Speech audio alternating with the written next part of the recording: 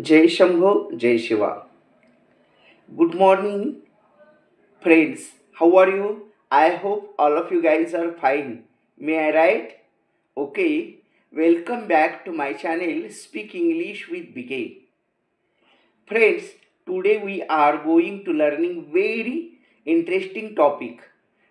That is, it's a spiritual journey. And today's video is very interesting and significant for us. So don't skip the video and watch whole video. Okay, and guys, if you are new in my channel and even if you are not subscribe my channel, then please subscribe the channel. Firstly, you have red color subscribe button. You just press that button and subscribe the channel. Beside the subscribe button, you will get a bell icon. You just press that bell icon. Then you have four options. Out of these four options, you can select option number 1, that is all option. Then you will get daily updates and notifications of my channel Speak English with BK.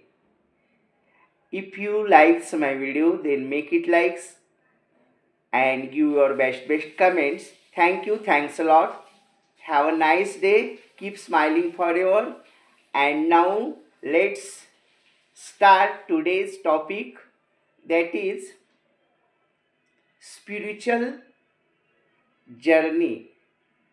तर मित्रांनो, आजच्या video लेक्चरमध्ये आपण परमेश्वर म्हणजे काय, परमेश्वर कसा प्राप्त करून घ्यायचा, म्हणजे परमेश्वराची कृपादृष्टी आपणावर कशी प्राप्त करून घ्यायची, आणि परमेश्वरावर आपण भक्ती, परमेश्वरावर जर श्रद्धा ठेवली, भक्ती केली, तर आपणाला आपल्या या सांसारिक जीवनामध्ये कशा प्रचिती येतात याचा डिटेल्समध्ये आपण स्टडी करणार आहोत.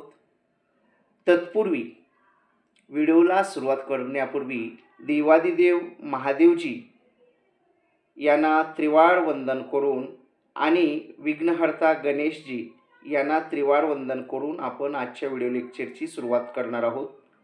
ओम नमः शिवाय. ओम नमः शिवाय. ओम नमः शिवाय. ओम गणपते नमः. तर महादेवजी आणि गणेशजी यांचा आशीर्वाद घेऊन आपण आजचा जो टॉपिक आहे त्याला सुरुवात करूयात. तर मित्रांनो, परमेश्वर म्हणजे काय, तो सगुण साकार आणि निर्गुण निराकार या दोन रूपामध्ये असतो. खरा परमेश्वर हा निर्गुण निराकार आहे, म्हणजे त्याला कुठलाही आकार नाही, त्याला कुठलीही टेस्ट चव नाही, त्याला कुठलाही रंग नाही, त्याला कुठलंही रूप नाही, त्याला कुठलंही म्हणजे असं दृश्य माध्यम नाही, परंतु तो आहे. आता उदाहरण, हवा जर घेतली, हवा आपणाला दिसते का? हवा आपण पाहिली, हवा निळी आहे, पांढरी आहे, हिरवी आहे, किंवा हवेची टेस्ट गोड आहे किंवा कडवट आहे किंवा आंबट आहे, खारट आहे, नाही. परंतु ज्या वेळेला असं वाऱ्याची झुळूक येते त्यावेळेला आपल्याला त्या हवेची जाणीव होते. किंवा आपण नाक जर थोड्या वेळासाठी दाबलं तर आपल्याला हवेची जाणीव होते. तसं परमेश्वराची जाणीव करून घेण्यासाठी आपण आपल्यातला अहंकार दाबला पाहिजे. अहंकार म्हणजे मीपणा, आपल्यातला जो इगो आहे तो दाबला की आपल्याला परमेश्वराची प्राप्ती होती किंवा परमेश्वर दिसतो. सगुण रूपातही दिसतो आणि निर्गुण रूपातही आहे. तो निर्गुण, परंतु आपणाला आपल्यासाठी तो सगुण होऊन आपल्याला दर्शन, दिव्य दर्शन देतो. आता परमेश्वराचं जर साक्षात रूप आपणाला पाहायचं असेल तर प्रत्येकाच्या घरात आहे हो परमेश्वर. आपल्या हृदयात आहे, सगळ्यामध्ये जळी स्थळी काष्टी पाशाने भरून उरलेला आहे. सगळ्या ज्या गॅलेक्सीज आहेत, जितकी ब्रह्मांड आहेत त्यामध्ये आहे, त्याच्या पलीकडे आहे. आपल्याला व्हिज्युअल वर्ल्ड फक्त 5% दिसतं, 95% हे डार्क मॅटर आहे. म्हणजे बघा परमेश्वराची संसार किती मोठा आहे आणि आपल्याला आपण किती छोटा असून पण गर्व किती आहे. म्हणून परमेश्वर ओळखण्यासाठी आपल्याला लहानात लहान मुंगीहून साखर खाता आलं पाहिजे. तसं आपल्याला आपण आपली परमेश्वराला ओळखण्यासाठी आपल्यातला मीपणा किंवा षडविकार जे आहेत काम, क्रोध, मद, मत्सर, दंभ, अहंकार याचा त्याग केला पाहिजे. तरच आपल्याला परमेश्वर दिसतो आणि परमेश्वराची प्राप्ती होते. आणि नरदेहामध्ये येऊन आपल्याला परमेश्वर प्राप्ती करणं इष्ट आहे. कारण 184 योन्या फिरल्यावर हा नरदेह निर्माण आपल्याला मिळालेला आहे. उगं मिळालेलं नाही. कितीतरी 184 योन्या आपण मुंगी झालो, सरडा झालो, साप झालो, हत्ती झालो, कुत्रं झालो, वाघ झालो, झाडं झालो, सूक्ष्मजीव झालो, मच्छर झालो. म्हणजे सगळ्या प्रकारच्या योन्या उभगल्यानंतर हा देह प्राप्त झाला. म्हणजे कितीतरी जणू म्हणजे एखादा कलेक्टर जर व्हायचं असेल तर किती एक्झाम आपण पास करतो कलेक्टर होतो. तसं एक छानसं आपल्याला मानव जीवन मिळालेलं आहे. तर याचा आपण नक्कीच फायदा करून घेतला पाहिजे आणि नर नारायण झालं पाहिजे. नर नराधमही होता येतं. म्हणजे रावणही होता येतं आणि रामही होता येतं.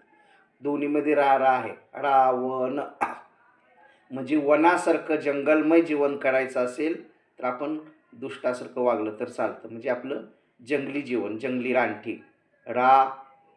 वन म्हणजे जंगल. आणि राम म्हणजे वरचे पद आहे.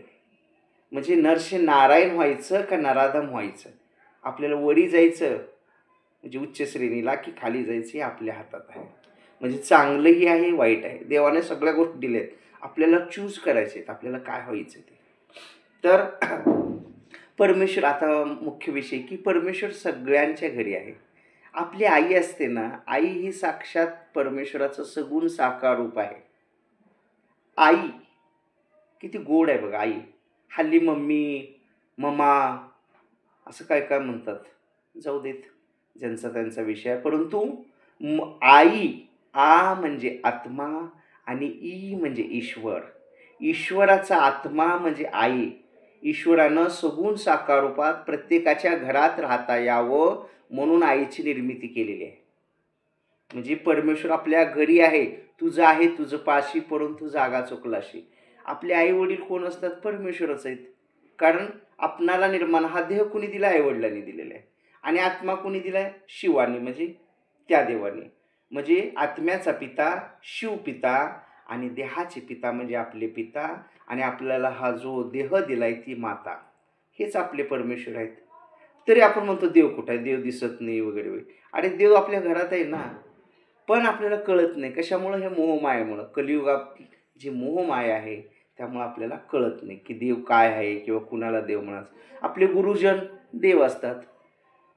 मात्र देवो भव, पित्र देवो भव, गुरुर्देव भव, किंवा गुरुर्ब्रह्मा गुरुर्विष्णू गुरुर्देव महेश्वरा, गुरु साक्षात परब्रह्म तस्मै श्री गुरुभो नमः. तर आपले जे आपल्याला विद्या देणारे ते सुद्धा देवच आहेत. आई वडील देव आहेत. म्हणून आपण आई वडिलाची सेवा करायला हवी. आज हल्ली आज आपण पाहतो कलियुगामध्ये बरेच शिकलेले, भरपूर शिकलेले सुद्धा लोक असतात, परंतु ते त्यांच्या आईवडिलाला अनाथ आश्रमात ठेवतात किंवा त्यांच्याकडे लक्ष देत नाहीत. हे सगळं पाहिलं की खूप वाईट वाटतं. कारण शिकून शहाणा होण्यापेक्षा संस्कार महत्त्वाचे आहेत. शिक्षणाला जर संस्काराची जोड नसेल तर ते शिक्षण कुचकामी आहे, शून्य आहे. मग न शिकलेले बरे. कारण न शिकलेले लोक खूपच चांगले असतात. संस्कार त्यांच्याकडे असतात, ते आईवडिलाला सांभाळतात, सगळे कर्तव्य करतात, तरी लोक त्यांना अनाडी म्हणतात. म्हणजे नाताच्या घरची उलटी खुणन पाण्याला लागली मोठी तहान. म्हणजे खरं आहे त्याला आज झाकलं चाललंय आणि असत्याचा बोलबाला होत आहे. आपण पाहतो बघा, आईवडिलांनी खूप कष्ट करून वगैरे मुलाला शिकवतात, MBA वगैरे करतात, मुलाचं लग्न होतं, 1-2 महिने होतात आणि मग एके दिवशी सुनबाई म्हणतात मुलाला, ए बेबी, ऐक ना बेबी, म्हणजे तिच्या नवऱ्याला ती म्हणते, ऐक ना बेबी, आपण असं करूया का, आपण मुंबईला मलबार हिलमध्ये एक फ्लॅट घेतला तर. अगं पण इथं इतकं मोठं घर पप्पाने बांधलं, इतकं मोठे सगळे घरातले लोक आहेत. तो म्हणतो आपण इथं राहूया ना. ए नाही रे, इथं म्हणजे कसं आपण मुंबईला जर गेलं तर आपलं स्वतंत्र, आपल्याला प्रायव्हसी मिळेल, आपल्याला डेटवर जाता येईल, लाँग ड्राईव्हला जाता येईल, आपल्याला पाहिजे तसं स्वच्छंदी जीवन जगता येईल. बेबी प्लीज ऐक ना माझं एवढं, असं ती लाडीक आवाजात त्या मुलाला म्हणते. मग मुलगा म्हणतो, यू आर ॲब्सल्युटली राईट, तू म्हणते ते पण बरोबर आहे. तर काय आहे, ज्या आईवडिलांनी आपला सांभाळ केला आपले 25 ते 30 वर्षाचं होईपर्यंत, हिनं 2 दिवसात येऊन तुम्हाला लगेच तुम्ही ती कॅच करते. म्हणजे हे कलियुगाची माया आहे. कारण संस्कार नसल्यामुळं असं होतं. संस्कार नसल्यामुळं. तर मग तोही मग ती म्हणते मग तो म्हणते, "बोल ना पिल्लू, काय म्हणतेस?" मग ती म्हणते, "आपण असं करू, तसं करू." तो तिला पिल्लू म्हणतो आणि ही तिला बेबी म्हणते. तर जाऊ द्या. तर संस्कारहीन शिक्षण नको आहे. शिक्षण हे आवश्यक आहेच आहे, परंतु त्यात संस्काराची जोड पाहिजे, नीतिमत्तेची जोड हवी. तर परमेश्वर बघण्यासाठी मी सांगितलं की आपल्या घरातच आई आहे, वडील आहेत, त्यांची सेवा केली तर आपल्याला परमेश्वर नक्कीच मिळतो. गॉड, देव म्हणजे तरी काय? देवाला आपण इंग्लिशमध्ये काय म्हणतात? गॉड, G-O-D, गॉड म्हणजे देव. त्यामधला जर जी पहिला अक्षर काय? जी. जी म्हणजे जनरेशन. जनरेशन म्हणजे निर्मिती करणारा. निर्मिती करणारा कोण आहे? ब्रह्माजी. ब्रह्मानं ह्या विश्वाची निर्मिती केलेली आहे. त्यातला सेकंड वर्ड आहे ओ. ओ म्हणजे ऑपरेशन. ऑपरेशन म्हणजे पालन पोषण करणारा, सगळं हा गाडगं चालवणारा. असा कोण? तर विष्णूजी. आणि शेवटचा वर्ड आहे D. D for destruction. Destruction म्हणजे विनाश करणारा. म्हणजे आयुष्य संपले की आपल्याला घेऊन जाणं वगैरे हे जे विधी आहेत, तो कोण करतो? महेशजी. असे तिघांचे तीन तीन तत्वावर हे जग चाललेलं आहे. खरा निर्गुण निराकार परमेश्वर एकच आहे. त्याचे हे 3 रूप आहेत, ब्रह्मा, विष्णू आणि महेश. आणि खरा सदाशिव निर्गुण निराकार आहे, त्याला सदाशिव, देवांचाही देव, महादेव किंवा सदाशिव म्हणतात त्याला. आणि हा सदाशिव जोपर्यंत आपल्या ह्या जीवाला कळत नाही तोपर्यंत हे जीव हा व्यर्थ आहे. जीवाला शिवाची गोडी लागली पाहिजे. आणि परमेश्वर बघा भक्तासाठी काय काय करत नाही. आपण कितीतरी कथा ऐकलेल्या आहेत. जसं की ह्याच्यामध्ये भक्ती विजयमध्ये आपण ऐकलेलं आहे की जनाबाईच्या घरी भगवंतानी धुणे भांडी केलीत. जनीसाठी त्यानं गौऱ्या लावलेल्या आहेत. जनीच्या घरी चूल फुकून तिला स्वयंपाक करू लागलेला आहे परमेश्वर. कशासाठी? भक्तीसाठी. म्हणून देव हा भावाचा भुकेला आहे. देवाला सगळं आहे हो, फक्त भाव बघतो देव. भाव म्हणजे भक्ती बघतो, भक्तीमधली शक्ती बघतो, आपल्यावर त्या भक्ताची किती प्रीती आहे तो बघतो. भाव पाहिजे. भाव म्हणजे इमोशन्स, फिलिंग्स, त्याच्या फिलिंग्स बघतो. तर जनाबाई अगदी गरीब साधारण घरातली स्त्री होती, परंतु तिच्या भक्तीसाठी विठ्ठल वेडा झालेला आहे. कारण ती सारखं तिनं गौऱ्या लावताना सुद्धा विठ्ठल विठ्ठल विठ्ठल करायचं. असं म्हटलं जाते की जनीच्या गौऱ्याला जर असं कान लावलं तर त्यातून विठ्ठल विठ्ठल विठ्ठल असं ऐकायला मिळायचं. जसे की प्रभू रामचंद्रजी ज्या वेळेला लंकेत जात असताना धनुष्यकोटी म्हणजे रामेश्वरमला बघा, श्रीलंकेत जाताना पूल जो केलेला आहे, त्या पूल कशाने केलेला आहे? त्या दगडावर राम लिहिलेलं आहे आणि ते राम लिहिले की ते दगड तरला गेलं. तर तो अजूनही पूल आपल्याला पाहायला मिळतो. आणि रामेश्वरमला जिथं धनुष्यकोटी, तिथून साधारणतः 18 किलोमीटर म्हणजे 30 किलोमीटर श्रीलंकेपर्यंत पूल आहे, अजून पण आहे समुद्रामध्ये. तर भगवन नामाची ताकद इतकी आहेत की दगडसुद्धा तरंगतात. आपण पण दगडच आहे की हो. आपल्याला जर संस्कार नसतील तर नर्मदेचा गोटाच की. जोपर्यंत ह्या गोट्याला पैलू पडत नाहीत तोपर्यंत हा गोटा किंवा हे मडकं, आता नामदेवाने गुरुच केला नव्हता आणि गुरु नसेल तर ते मडकंच. म्हणून ह्या देहाला गुरु पाहिजे, गुरु केला पाहिजे. गुरुविन कोण बतावे वाट. गुरुविन कोण बतावे वाट, बडा बिकट यमघाट, गुरुविन कोण बतावे वाट. गुरु नसेल तरी ह्या देहाला किंमत नाही. नामदेवांनी बघा गुरु नव्हता, ज्या वेळेला गुरु केला तेव्हा ते गुरु नसताना त्यांना सगळे कच्चं गाडगं म्हटलं. तसं आपलं कच्चं गाडगं आहे. जोपर्यंत ह्याला भट्टीत तावून सुलाखून निघत नाही. कुंभाराचं गाडगं केल्यावर बघा ते तसंच आणलं तर चालेल का, त्याला भट्टीत घालावं लागतं, त्याला जाळामध्ये उष्णता देऊन त्याला तापवलं पाहिजे. तसं आपला देहसुद्धा त्रिविध तापाने पोळला पाहिजे, तेव्हा मग ह्याच्यावर संस्कार पडतात आणि ह्याचा उद्धार होतो. जसं सोनं भट्टीत घातल्यावर आणखी चकाकतं आणि 24 कॅरेटचं होतं. 24 कॅरेट हल्ली मिळत नाही, 24 कॅरेटचं किंवा कमी प्रमाणात मिळतं, 22 कॅरेटच चालू आहे. किंवा त्याला 52 खशी सोनं म्हणतात, म्हणजे एकदम ओरिजिनल सोनं. ओरिजिनल सोनं कसं असतं, अगदी हातात घेतलं तर ते लवतं असं. अगदी पाटल्या जरी असल्या 5 तोळ्याच्या, त्या असं दाबल्या तर तो असं लवतात, असं वागतात, म्हणजे असं हात लावण्यात तर ते लवतात. कारण त्यात नम्रता असते. आणि जिथं नम्रता, विद्या विनयन शोभते. आपल्यात सुद्धा जर संस्कार असतील तर आपल्यात नम्रता असते. संस्कार नसलं तर मग आपल्यात आरोगंटपणा, ताट, आणि ताट असतं ते लगे मोडतं. बघा माडाचं झाड किती उंच असतं नाही का, आणि जरा जर हवा आली, मोठं वादळ आले की ते मोडून जातं. परंतु लोहाळा जो छोटंसं गवत आहे, कितीही ऊन पाऊस वारा येऊ देतो त्याला काही होत नाही. म्हणून नम्र पाहिजे. म्हणून आपण मंदिराचे दरवाजे लहान असतात बघा, असं वाकून जावं. वाकल्यानंतर आपल्यात नम्रता येते, म्हणून असे छोटे दरवाजे केलेले असतात. तर सांगायचं तात्पर्य की देव हा भावाचा भोकेला आहे. आणि जनाबाईच्या घरी त्यानं काय केलेलं आहे, गोवऱ्या लावलेल्या आहेत, स्वयंपाक करू लागलेला आहे, दळण दळू लागलेलं आहे. मग एक अभंग आहे बघा, जनीच्या घरी तू ओढीलास जाते, जोडीलेस नाते, पांडुरंगा पांडुरंगा रे, जोडीलास नाते, पांडुरंगा पांडुरंगा रे. तर जनाबाईच्या घरी साक्षात देव, ती जणी इकडून बसलेले देव इकडं, असं लगेच पाय असं लांबवायचे की लगेच दळायला घ्यायचे असे करून. कारण भक्ती. आणि आणखी एक जनाबाईचा अभंग आहे बघा, ज्या वेळेला जनाबाईच्या दररोज यायचे दळू लागायला. एके दिवशी काय झाले, त्यांचा रत्नहार खुंटीला तिथं अडकावून ठेवायचे आल्यावर. रत्नहार म्हणजे अगदी हिरे माणके पाचू सोनं, असं सगळं म्हणजे रत्न जडीत, अगदी त्याची अब्जात किंमत असेल, करोडोमध्ये नाही अब्जामध्ये.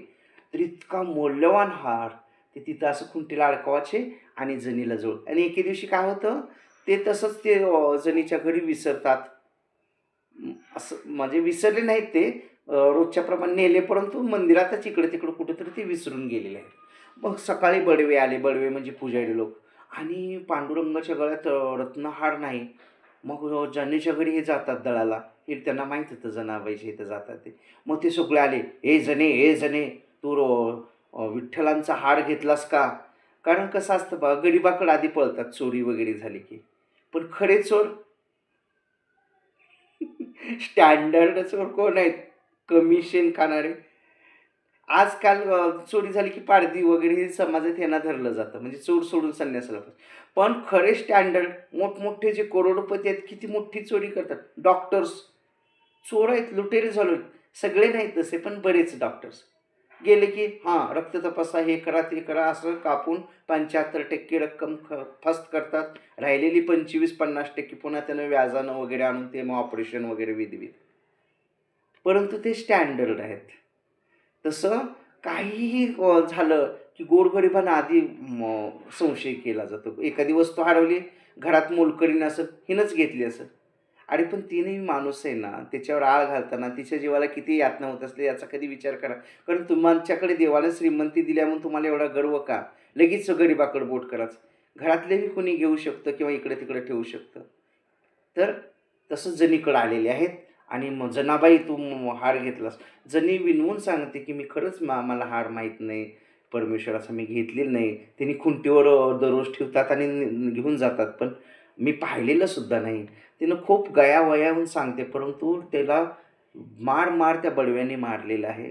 जणी रडत बसलेली आहे आणि रडता रडता ती एक अभंग गाते. ओव्या गाऊनी सुरात, ओव्या गाऊनी सुरात, दासी जनीच्या घरात, दळण दळीले सख्या श्रीहरी, आळ चोरीचा माझ्यावरी, आळ चोरीचा माझ्यावरी.